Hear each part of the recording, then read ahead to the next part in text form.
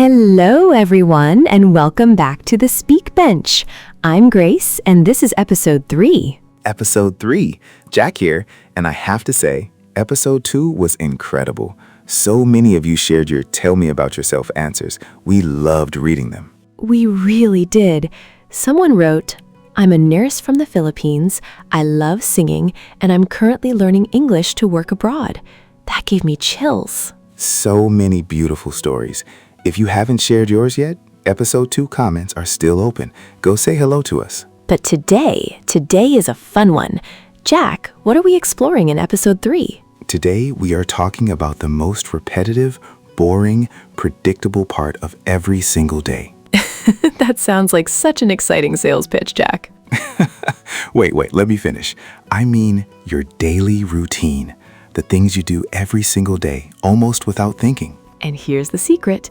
Even though your daily routine feels boring to you, describing it in English is actually one of the most useful skills you can learn. So true. Because daily routine vocabulary comes up constantly, at work, with new friends, even in English exams. Exactly. So today, by the end of this episode, you will be able to describe your entire day, morning, afternoon, evening, smoothly, naturally, in English. Confident. Let's do it. Grace, walk me through it. What's the foundation grammar we need today? Great question. For daily routines, we use the simple present tense. This is the tense we use for habits, things we do regularly, repeated actions. Like, I wake up at 7. I have breakfast. I go to work. Exactly. Notice wake up, have, go, all in their base form. We don't say, I am waking up at 7 every day. We say, I wake up at 7. Right. Present continuous is for actions happening right now. Present simple is for habits and routines. Today is all about present simple. And there's one more grammar point, the third person S. When we talk about someone else's routine, he, she, it, we add an S to the verb. Like, I wake up at 7, but she wakes up at 6. I go to work, but he goes to the gym first. Perfect examples. This little S is small, but so important. Forgetting it is one of the most common mistakes in English. So listen carefully throughout today's episode. I'll try to use it correctly, and Grace might catch me if I don't. Oh, I will definitely catch you, Jack. I know you will. Okay, let's start building your morning routine vocabulary. Jack, what is the very first thing you do when you wake up? Honestly, I hit snooze multiple times. That is so relatable. Okay, I wake up and then I hit the snooze button. Then eventually, I get out of bed. After that, many people say, I make my bed or I stretch. Then I brush my teeth, I take a shower, I get dressed. Beautiful sequence. And notice we're using sequence words too. Then, after that, these connect our sentences smoothly. After I get dressed, I have breakfast. Or some people say I grab breakfast, which means quickly, casually. I usually have coffee with my breakfast. Notice usually. This is a frequency adverb. It tells us how often something happens. Frequency adverbs are so important for routines. Always, usually, often, sometimes, rarely, never. I always drink coffee in the morning, meaning 100% of the time. I usually check my phone first thing, meaning most of the time, but not always. I sometimes skip breakfast, meaning occasionally, not regularly. I rarely wake up before my alarm, meaning almost never. I never go to bed before midnight, meaning 0% of the time, not ever. And notice where these words go, usually before the main verb. I usually wake up. I always drink coffee. Exactly.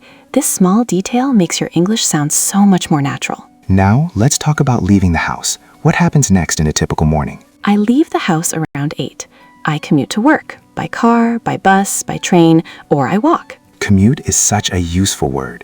It means the journey between your home and work. My commute takes about 30 minutes, or I have a long commute, or I have a short commute. I usually listen to podcasts during my commute. Like this one, hopefully. We can dream, Jack. A girl can dream too. Okay, let's move into the work part of the day. What time does your workday typically start? My workday starts at 9. I usually start by checking my emails. Many people say I start my day with a team meeting, or I begin work by reviewing my to-do list. Around noon, I take a lunch break. I usually eat lunch with my colleagues. Colleagues, very important word. It means the people you work with. not friends necessarily, but people at your workplace. In the afternoon, I attend meetings, I respond to emails, I work on projects. Some people work shifts, meaning specific scheduled hours that might change, like I work the night shift or I work the early shift. My workday ends around 5 or 6. I finish work and head home. Head home is a great phrase, much more natural than saying go home. Native speakers say head home, head out, head to the gym. After work, I usually unwind for a bit. Unwind means relax, release tension. I sometimes say I decompress, which means the same thing, releasing stress after a busy day. Now, let's talk about the evening. What does your evening typically look like, Grace? In the evening, I usually cook dinner, or sometimes I order takeout if I'm tired. Takeout. Food you order from a restaurant but eat at home. Very common phrase. After dinner, I might watch TV, read a book, or call a friend. I usually go to the gym in the evening. I work out for about an hour. Work out, exercise. Very common phrasal verb. I work out 3 times a week. Before bed, I usually wind down by reading or listening to music. Wind down, similar to unwind, preparing your body and mind for sleep. I go to bed around 11 and I fall asleep pretty quickly. Fall asleep. Very important phrase. Notice we don't say I sleep at 11. We say I go to bed at 11 and then I fall asleep. Right. Go to bed means lying down, ready to sleep. Fall asleep means actually losing consciousness, drifting off. Beautiful distinction. Okay, now let's put a complete routine together. Jack, can you describe your full day from start to finish? Ready. Let's do it. I wake up around 6:30. I hit snooze once, okay, maybe twice. Then I get up, brush my teeth, and take a quick shower. I usually have coffee and toast for breakfast while checking my phone. I leave the house around 8 and commute to the studio. It takes about 20 minutes. My workday starts with reviewing scripts and recording sessions. Around noon, I take a lunch break, usually with Grace actually. In the afternoon, I edit episodes and respond to emails. I finish work around 6 and head home. In the evening, I usually go for a run, then I cook dinner. After dinner, I relax, maybe watch a show or call my family back home. I wind down by reading and I go to bed around 11:30. That was beautiful, Grace, and so different from mine. You're a morning person. I'm clearly more of a night person. We balance each other out. We really do. Okay, listeners, if you are enjoying this episode, please like the video and subscribe to the Speak Bench. We have so many more episodes coming. And comment below. Describe your daily routine. Just 3 or 4 sentences. Morning, work, evening. We want to read every single one. Now, let's talk about something important, how to ask someone else about their routine. What questions do we use? Great question. The most common one is, what time do you usually wake up? Or what does your typical day look like? Or what's your morning routine like? Or simply, what do you do every day? And these all use the present simple structure with do or does. What time do you wake up? What does his day look like? Let me ask you, Grace, what time do you usually leave for work? I usually leave around 7:30. What about you? What time do you usually leave? I usually leave around 8. We're practicing the question and the answer at the same time. Exactly. And notice how natural that exchange felt. Question, answer, question back. This is real conversation flow. Now let's talk about a really common mistake. Jack, can you demonstrate the wrong way to talk about routines? I wake up at 7 o'clock every day. Ooh, almost.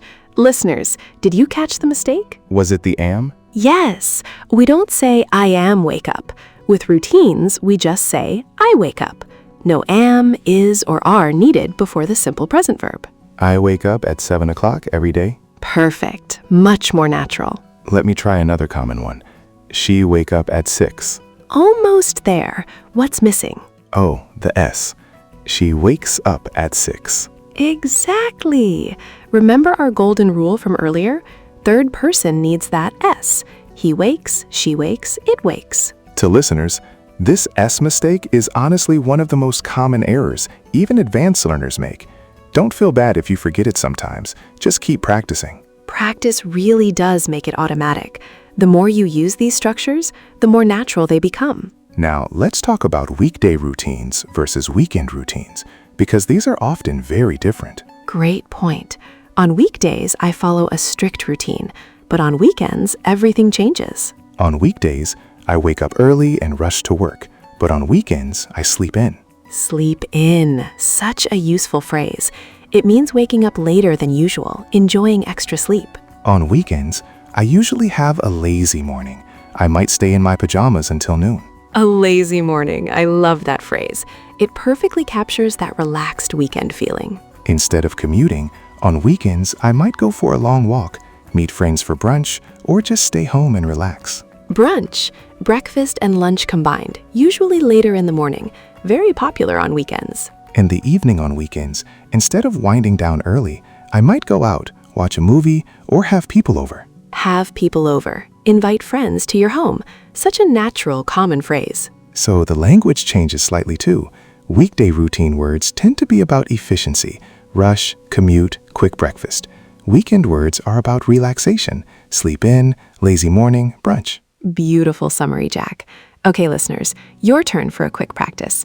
Pause the video and describe your weekend routine using at least one new phrase from today. Sleep in, lazy morning, brunch, have people over. Pick one and use it in a sentence about your weekend. Now, let's do a fun rapid-fire round.